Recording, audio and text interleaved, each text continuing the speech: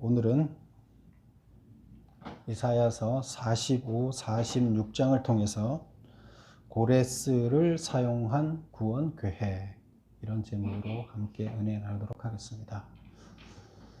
우리가 이사야서를 살펴보고 있는데요. 이사야서는 크게 두 파트로 나눠볼 수 있다, 이렇게 얘기를 했어요. 그래서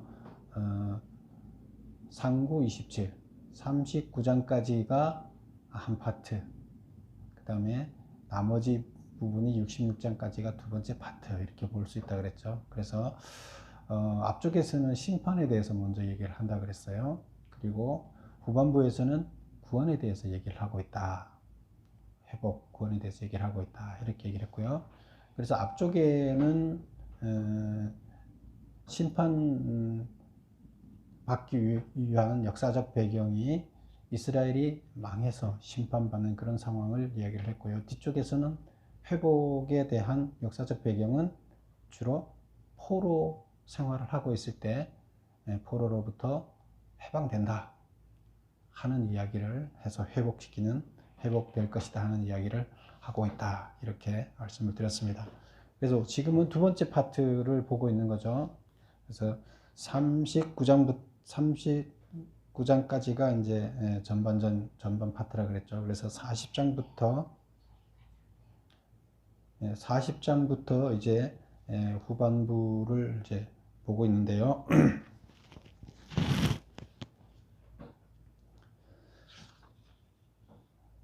오늘 45장, 46장은 고레스란 인물에 대해서 이제 구체적으로 이야기를 하고 있습니다. 그래서 우리가 회복을 할 때 회복을 어떻게 회복을 시킬 것이냐, 이스라엘 백성을 어떻게 회복시킬 것이냐, 포로 생활을 하는 가운데서 상당히 어렵죠. 그리고 회복의 기미가 도저히 보이지 않죠. 절망 가운데 있죠. 그런데 그들한테 어떻게 회복시킬 것인지를 이야기를 하고 있는데, 우리가 지난주에는 회복, 구원을 이야기할 때 지난주에는 제목이 뭐였죠? 대속으로 인한 구원. 그래서 구원을 해주는데, 회복을 해주는데, 그 회복, 구원하는 이야기 중에 대속의 개념에 대해서 설명을 자세히 했어요. 그래서 대속에 대해서 얘기를 했는데, 대속이라는 건 뭐였어요? 죄의 문제가 있는데, 우리가 구원을 받으려면 죄 문제를 해결해야 되는데, 이 죄를 누군가가 대신 해결해 준다. 그게 대속이었죠. 그래서 그 죄의 문제를 누군가가 대속해서 죄의 문제가 해결됐기 때문에 구원을 받게 되는 것이 대속이었죠. 오늘은 또 구원 회복을 이야기하면서 뭘 얘기를 하고 있어요? 제목이 뭐예요? 고레스를 사용해서 구원을 해준다 하는 이야기를 하고 있습니다. 그래서 큰 이제 그림 타이틀을 구원에 관해서 이야기를 하되 하나씩 전개를 해 나갑니다. 그래서 구약 시대에는 우리가 구원을 받는 것이 무엇인지, 죄의 문제를 해결해야 구원을 받는지에 대해서 분명한 개념을 갖고 있지 않았습니다. 그럴 때 대속에 대해서 얘기를 했고, 그 대속의 이야기를 이어서 진행하기 위해서 결국 대속은 메시아가 와서 지게 되는데,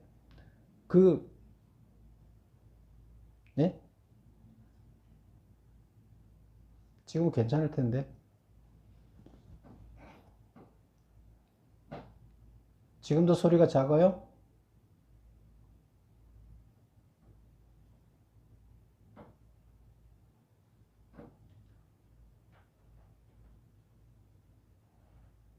그 메시아를 통해서 대속의 문제를 해결하는 이야기를 하기 위해서 먼저 고레스 이야기를 하고 있습니다. 그래서 고레스를 통해서 구원을 하는 이야기를 오늘 진행을 하고 있습니다. 자, 그러면 이제 본문을 들어가 보겠습니다.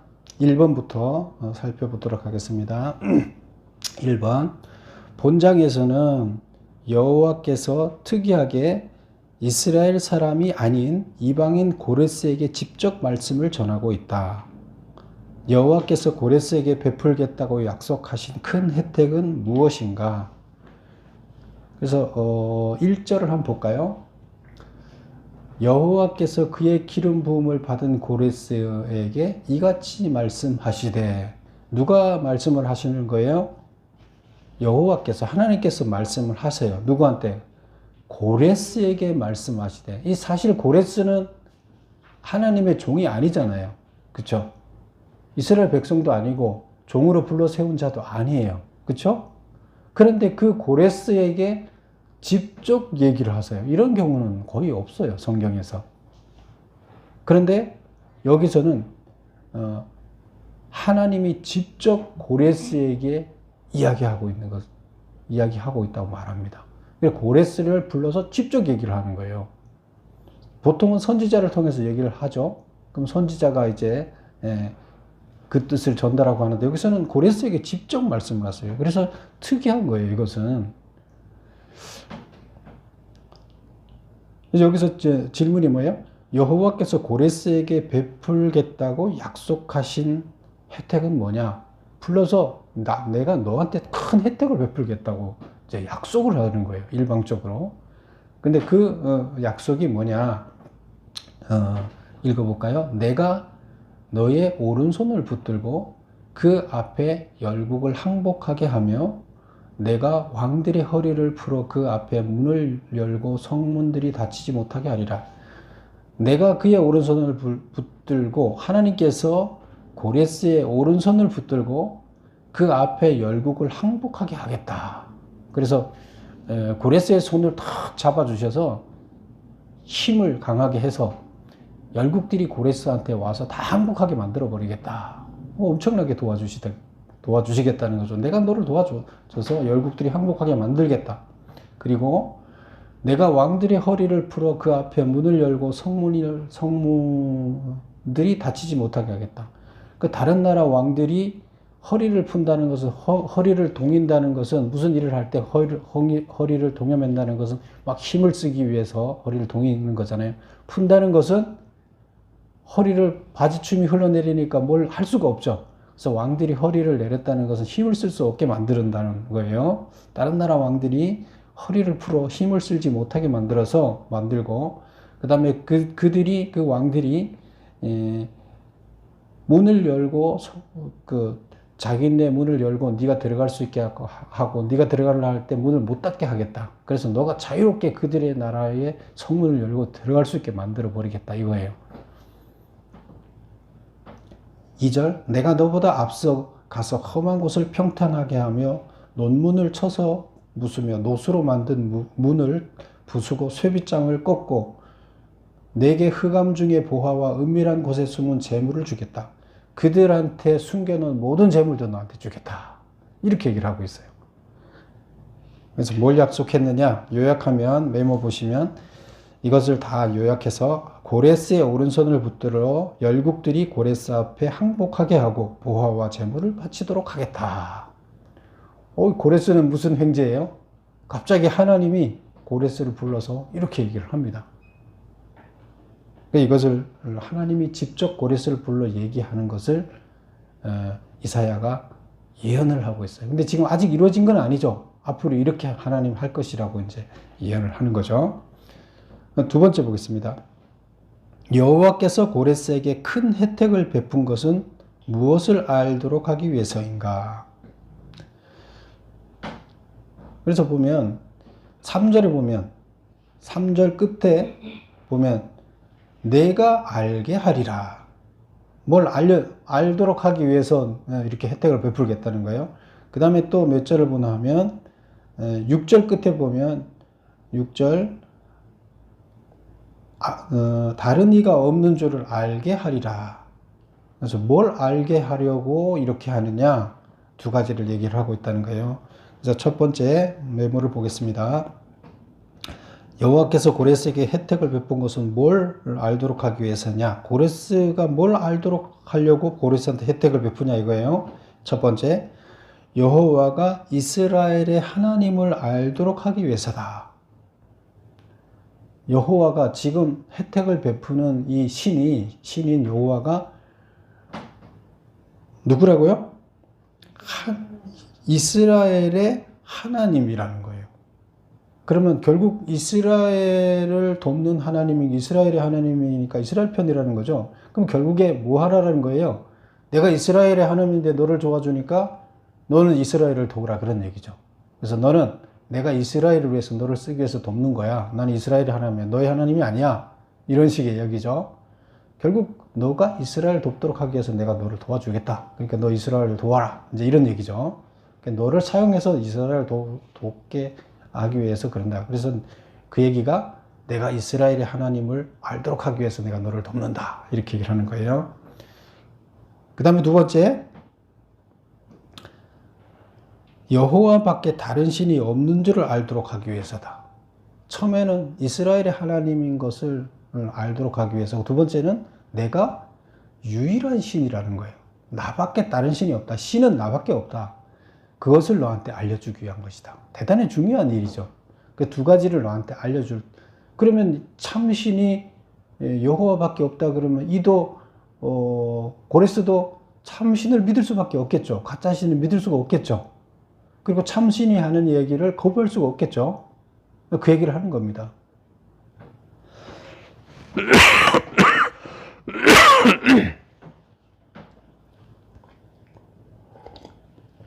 그래서 여기서 여호와께서 고레스를 불러서 말씀을 직접 하셨다. 그런데 무슨 말씀을 했느냐? 내가 너를 전 세계를 지배하는 지배자로 만들어 주겠다. 다른 나라 왕들이 다 예물을 갖다 바치고 무릎 꿇게 만들겠다. 그런데 그렇게 하는 이유가 뭐냐? 내가 이스라엘의 하나님임을 알게 하고 이 온 우주를 창조한 참 신이 나밖에 없다는 것을 알려주기 위해서다. 이렇게 얘기를 하고 있습니다. 그 다음 3번 보겠습니다. 이사야가 고레스를 기름 부음을 받은 자라고 칭한 이유는 1절에 보면 그렇게 얘기를 하고 있죠. 여호와께서 그의 기름 부음을 받은 고레스에게 말씀하시되. 근데 고레스한테 말을 하는데 그 고레스가 어떤 고레스냐? 여호와께서 기름을 부었다는 거 얘기를 해요. 실제로 여호와께서 기름을 고레스에게 부을 일이 있겠어요? 하나님의 제사장으로 부르실 때 기름을 붓죠. 그리고 또 이스라엘 백성의 왕으로 세울 때 하나님께서 직접 기름을 붓죠. 그런데 그 외에는 기름 붓는 일이 없었어요. 근데 이방의 왕한테 기름을 붓는다니 말이 안 되잖아요. 근데 여기서는 이사야가 고레스를 하나님께서 기름을 부은 자라고 이렇게 칭한 이유는 뭐냐? 메모 보겠습니다. 이스라엘 백성이 고레스에 의하여 바벨론에서부터 해방되는 것을 메시아에 의해 죄에서 해방되는 것의 상징으로 보았기 때문이다. 우리는 두 가지 해방을 얘기할 수 있죠. 우리가 인간들의 궁극적인 해방은 뭐예요? 죄로부터 해방돼서 구원받는 거예요. 이게 궁극적인 해방이에요. 구원이에요. 그런데 현실적인 해방, 현실적인 구원은 뭐예요?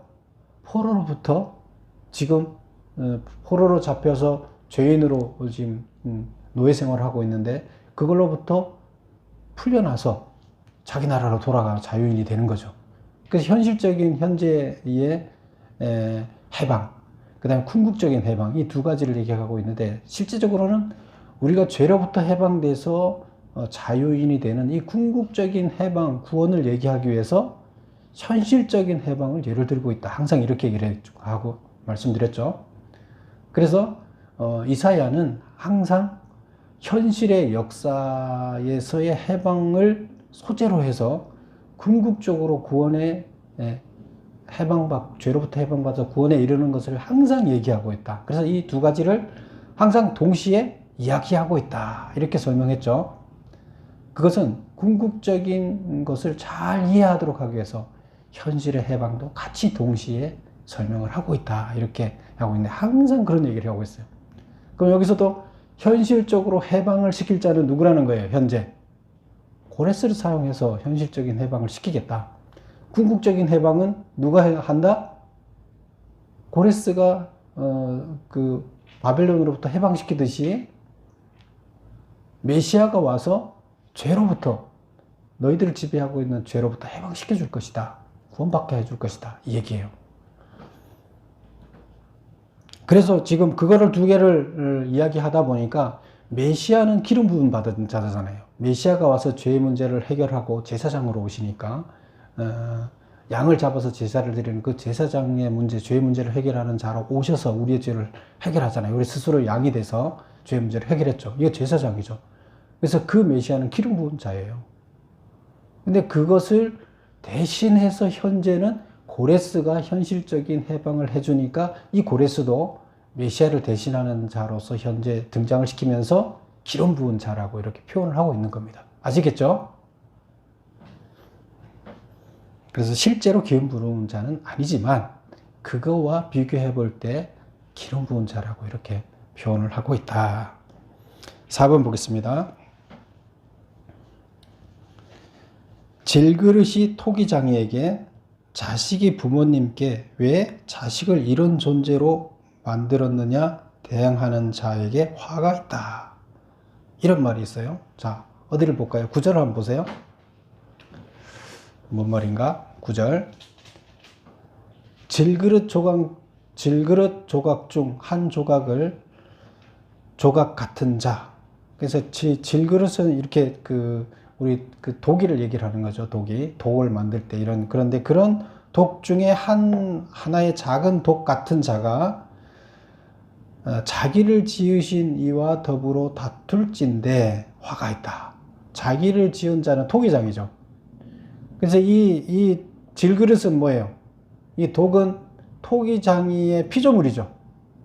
근데 이 질그릇이 왜 나를 요 모양으로 만들어 놨어 하고 주인한테 대항을 하면 이 대항하는 자한테 화가 있다는 거예요. 무슨 말이에요? 어떻게 이게 피조물이 어떻게 만들었든 자기는 만들어졌으면 고맙게 생각해야지 나를 왜 요 모양으로 만들어 놨냐고 대항할 수 없다는 거예요. 그거는 토기장이의 고유 고난이라는 거예요. 어떻게 만들든. 근데 만들어진 피조물이 토기장이한테 날 왜 이 모양으로 만들어놨어 하면 안 된다는 거죠. 그러면 화가 있다.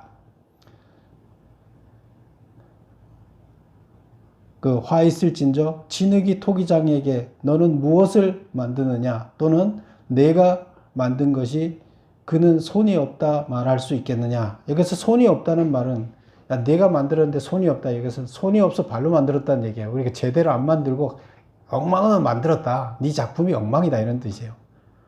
그래서 지금 이 만들어진 피조물이 토기장이한테 왜 너는 이렇게 작품성이 없어? 나를 요 모양으로 만들어서 이렇게 말할 수 없다. 그런 뜻이에요. 10절 보겠습니다. 아버지에게는 무엇을 낳았소 하고 묻고 어머니에게는 무엇을 낳으려고 해산의 수고를 하였소 하고 묻는 자가 화가 있다. 똑같은 얘기예요. 자식이 나를 왜 요 모양으로 낳아놨어? 이렇게 말할 수 없다는 거예요. 네, 부모의 고유 고난이기 때문이다. 그렇게 말하면 화 있다. 이제 이렇게 얘기를 하는 겁니다. 네, 지금 질문을 다시 보겠습니다. 질그릇이 토기장애에게 자식이 부모에게 왜 자신을 이런 존재로 만들었냐 대항하는 자에게 화가 있다. 그러니까 대항하면 안 된다. 그런 얘기예요. 이 말을 통해서 하고자 하는 말은 뭐냐? 그러면 지금 이 예를 들었는데 뭘 말하려고 이 예를 들었느냐? 메모 볼까요?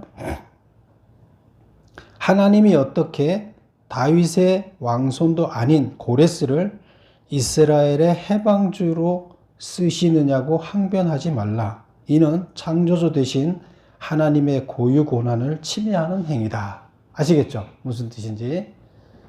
그래서 지금 고레스는 이스라엘 백성이 아니잖아요. 하나님이 종으로 불러 세운 자가 아니에요. 그런데 그 자가 어떻게 우리의 해방주로 세워지냐 이거예요. 이 기름 부음 받은 이스라엘을 해방시키는 자로 그런 자를 어떻게 사용하냐 하고 항의를 하지 말라, 하는 자가 있었다는 얘기죠. 이렇게 예언을 하게 되면. 그런데 내 마음이다 이거예요. 창조주 내 마음이다 그거는. 내가 누구를 사용해서 역사를 만들어 갈지, 이스라엘을 해방시킬지, 하나님 나라를 만들어 갈지, 그건 내 마음이다 이거예요. 창조주 마음이다 이거예요. 그러니까 니네들이 누구를 사용하든지 거기에 대해서는 말하지 마라 이거예요. 그래서 고레스를 통해서 이방인을 통해서 우리를 해방시킨다고 기름 부은 자들을 말이 돼? 이렇게 하지 말라는 거예요. 이것만 봐도 하나님께서는 이방인이냐 아니냐를 지금 사실은 구분하지 않고 있다는 거죠. 하나님 마음에는 모두 사랑하고 있고 모두를 하나로 보고 있어요. 단지 그럼 왜 그 이스라엘 백성들을 종으로 기름 부음 받고 세움 먼저 했어요? 먼저 했을 뿐이라는 거예요. 누군가를 먼저 불러서 대표자를 세워서 그들이 리더를 이끌어가게 하려는 리더자로 세웠을 뿐이지 이스라엘만을 위한 하나님이 아니라는 거예요. 전체를 위한 하나님이라는 것을 여기서 드러내고 있는 거예요. 근데 이제 이스라엘 백성들은 자기들만 특별한 자로 부름을 받았기 때문에 특별한 자인데 왜 이상한 놈들을 가지고 기름 붓지도 않은 놈들을 가지고 우리의 운명을 좌우하게 만드냐, 기분 나쁘다, 뭐 이렇게 말하지 말라는 거죠. 하나님의 뜻을 모르기 때문에 그러는 거니까 내 뜻을 제대로 알지도 못하면서 그렇게 함부로 말하지 마라. 그래서 내가 고레스를 사용하는 것에 대해서, 이방 왕을 사용하는 것에 대해서 나한테 시비를 걸을 권한이 너희들한테는 없다, 이렇게 얘기를 하고 있습니다. 그런 자들이 있었다는 얘기죠. 이런 설명을 하는 것은. 그 다음에 5번을 보겠습니다. 하나님은 고레스를 어떻게 사용하시겠다고 하셨는가? 13절 볼까요? 어떻게 사용하시겠다고 했냐면, 내가 공의로 그를 일으킨 자라. 하나님이 공의로 사용하기 위해서 그를 일으켰다. 고레스를 일으켰다, 세웠다. 그의 모든 길을 곧게 하리라. 그래서 그의 길을 내가 쫙 보살펴 주겠다.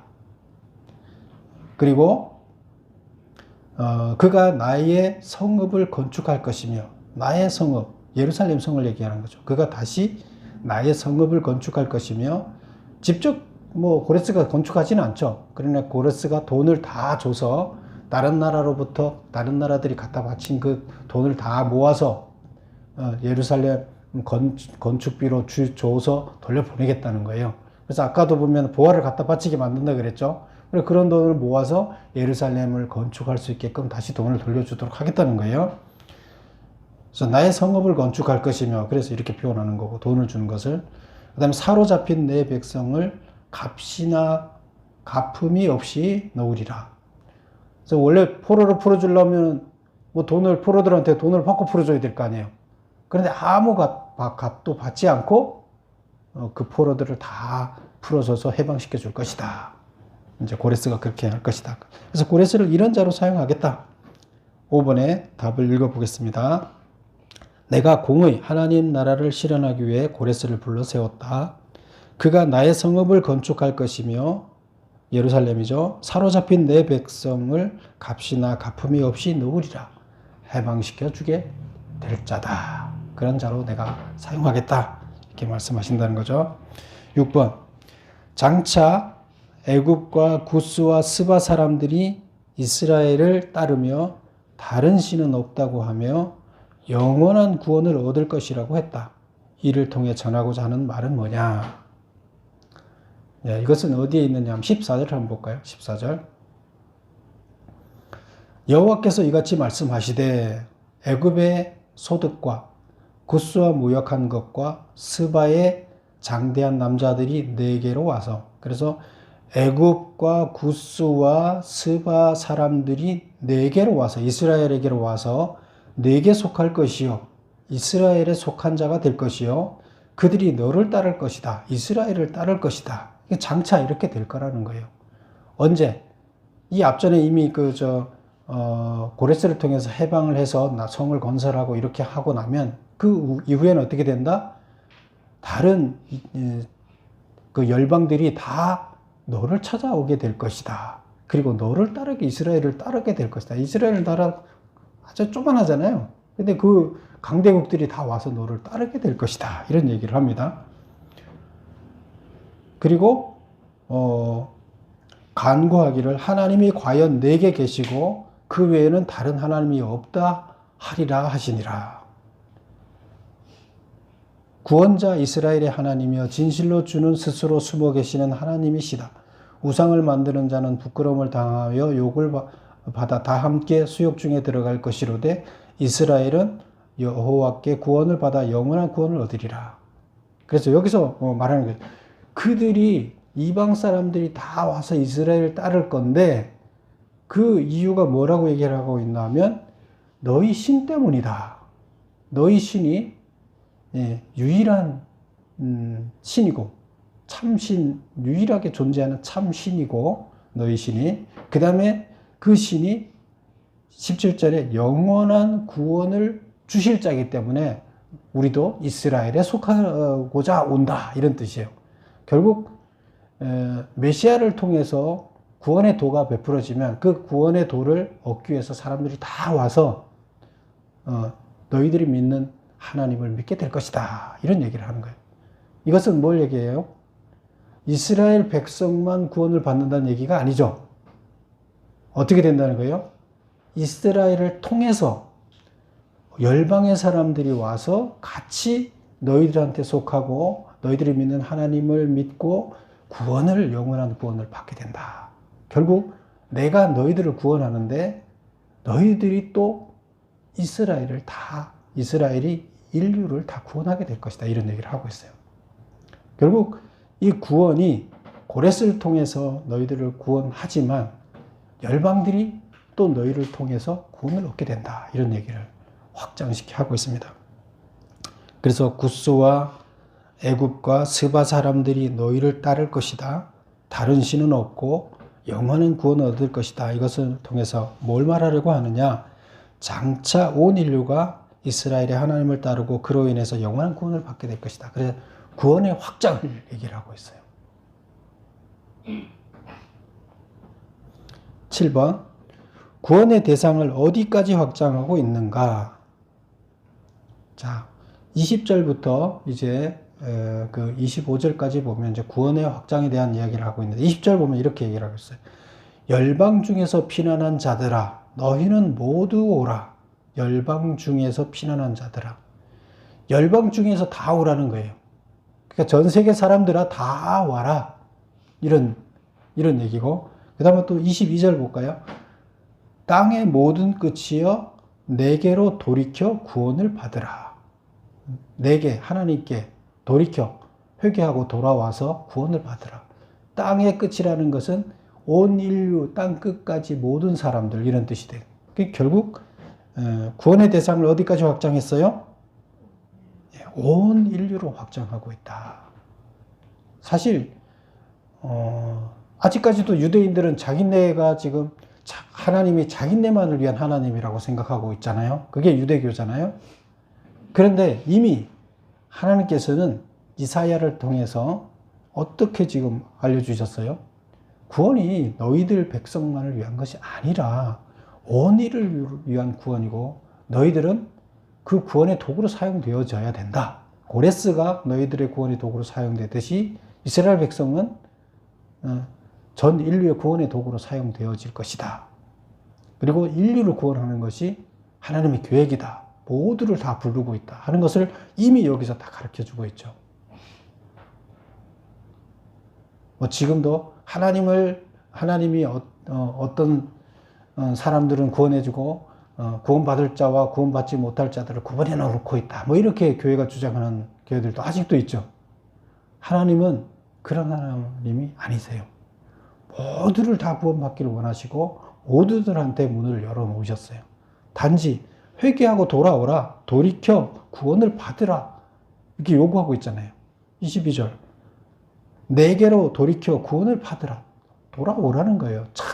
참신이 나밖에 없는 줄 알고 나한테 돌아와라. 그럼 다 구원 받는다, 그 얘기를 하는 겁니다.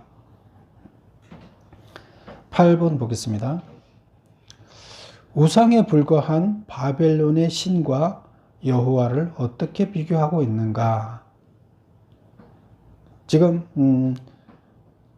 하나님과 참신과 가짜신, 우상을 이제 비교를 하고 있는데요. 이 46장에서 이제 그 참신과 가짜신을 비교하는 이야기를 하고 있습니다. 그런데 어떻게 하고 있느냐 하면 46장 1절을 한번 볼까요? 벨은 엎드려졌고 느보는 구부러졌도다. 여기서 벨, 느보는 지금 이들을 그 이스라엘 백성들을 포로 생활을 하도록 지배하고 있는 자가 바벨론이죠. 이제 바벨론의 신이에요, 바벨론. 그러면 지금 이스라엘 백성들은 바벨론의 포로 생활하면서 어느 신이 커 보이겠어요? 하나님이 커 보이겠어요? 바벨론 신이 커 보이겠어요?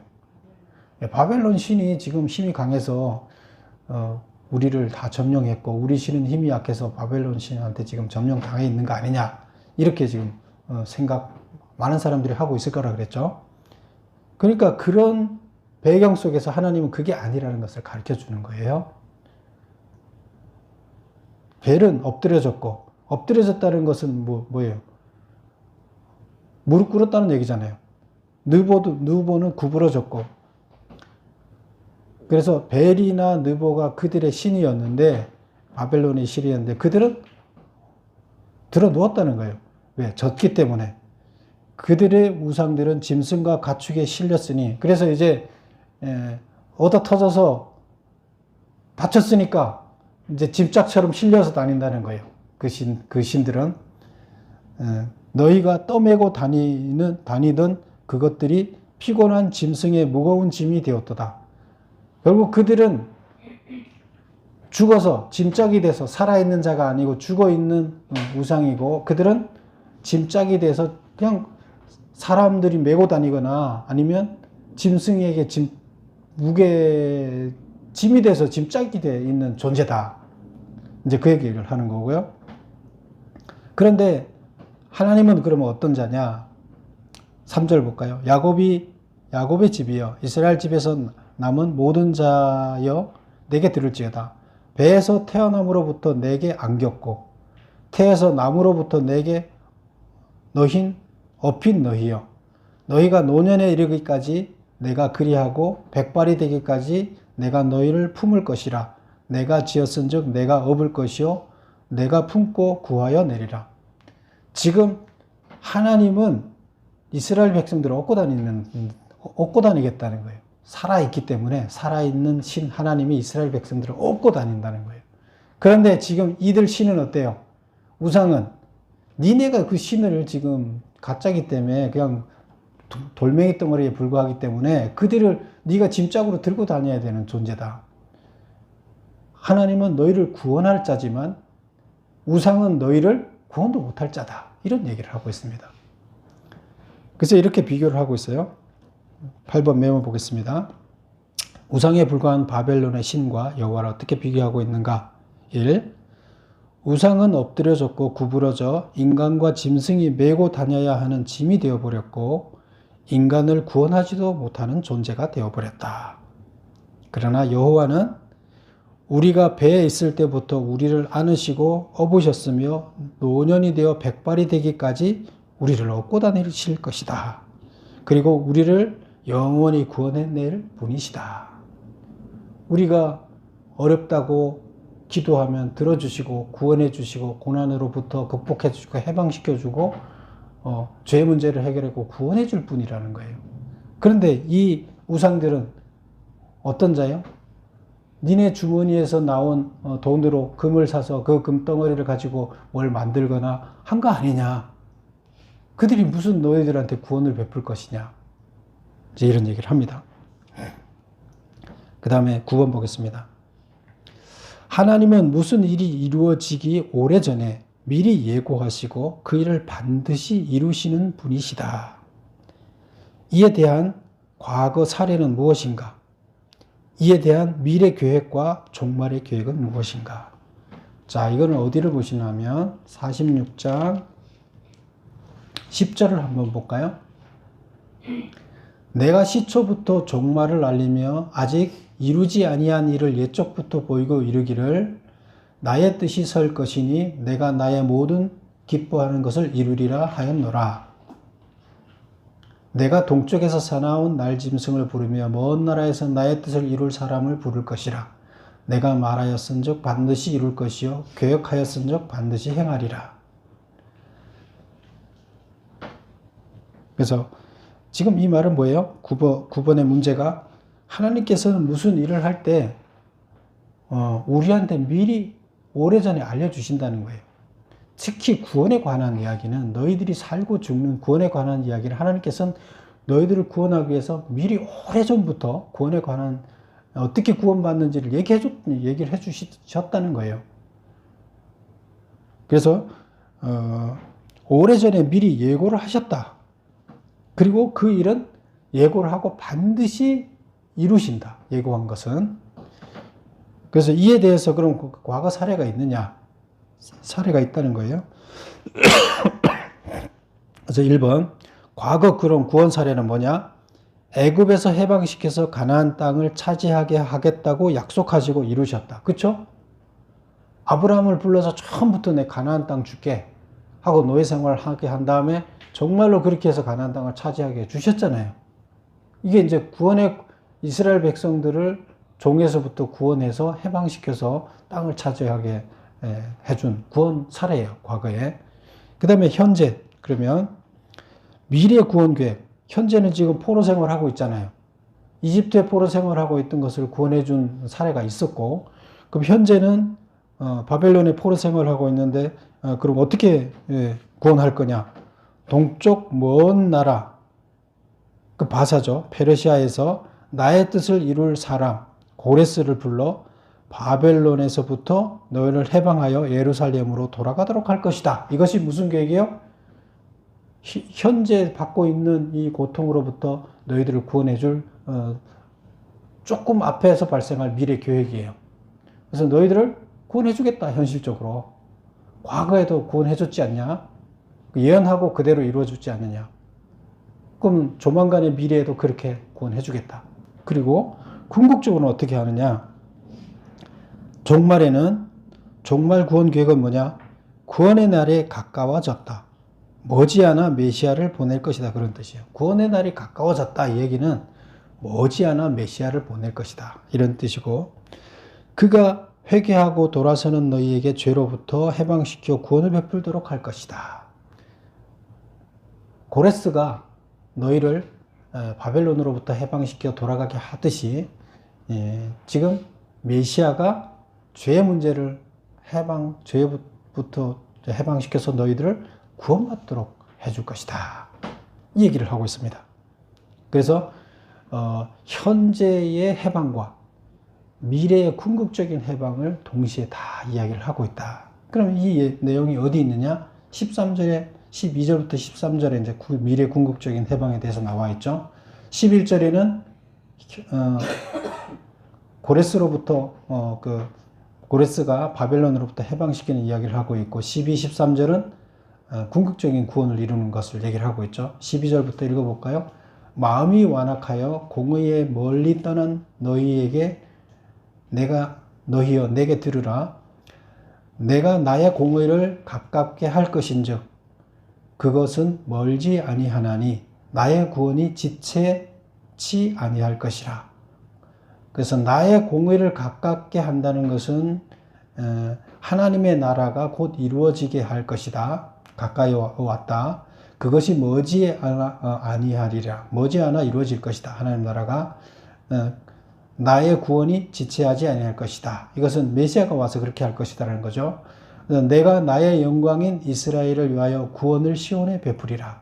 그래서 이스라엘을 위하여 구원을 베풀겠다. 이스라엘을 구원했죠. 여기서 이스라엘은 이스라엘 백성만 얘기하는 것이 아니라 아까 얘기를 했죠. 애굽과 스바와 또 어디였죠? 구스와 그들이 다 너희에게로 와서 너희에 속하게 될 것이다. 이렇게 얘기를 했죠. 그럼 그들이 이스라엘 백성이 되는 거예요. 하나님을 믿는 자가 되는 자들을 이스라엘 백성으로 얘기를 하고 그들을 다 구원해 줄 것이다. 이렇게 얘기를 하고 있습니다. 결국 여기서는 구원을 이야기하되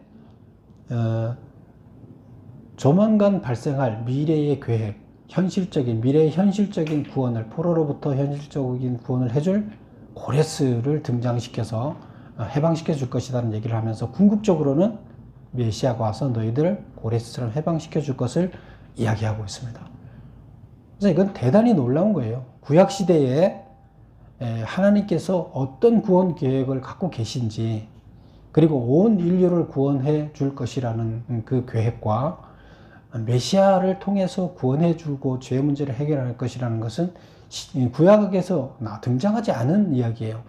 근데 이 새로운 이야기를 하고 있어요. 대단한 이야기예요. 그리고 지금 이거는 신약에 예수님이 오셔서 지금 다 이루어진 이야기를 미리 예언하고 있는 거예요. 신약의 이야기를 미리 다 설명하고 있는 거예요. 그래서 우리는 이 성경을 올바로 해석하려고 하면 하나님의 구원 계획이 여기서부터 처음에 구원 계획이 어떤가 설명할 때부터 우리는 이해를 해야 되고, 그것이 예수님의 메시아라는 예수님을 통해서 완성된 이야기, 현재까지 이르는 구원의 이야기들을 우리는 하나로 다 줄거리로 엮어야 올바로 성경의 맥락을 해석할 수 있습니다. 그래서 구원에 관한 개념을 지난주에는 대속이라는 것을 통해서 구원에 관한 개념을 확실히 얘기를 했고, 오늘은 고레스라는 사람을 등장시켜서 메시아가 죄 문제를 해결하고 구원해 줄 것이라는 것을 또 확실하게 이야기를 하고 있습니다. 그래서 구원이 어떻게 이루어지는 것을 궁극적인 구원의 이야기까지를 자세하게 역사를 통해서 설명해 주고 있습니다. 그래서 우리는 큰 줄기 속에서 하나님의 구원 계획을 깊이 가슴에 깊이 새겨야 되겠어요. 결국 우리는 다 어떤 자가 되느냐? 고레스처럼 하나님 나라를 건설하는 데 사용되어지는 자가 되어야 됩니다. 그래서 하나님께서 먼저 불러서 너를 사용해서 이 일을 시키겠다 하는 그래서 사용되는 여러분이 되시기를 축원합니다. 기도하겠습니다.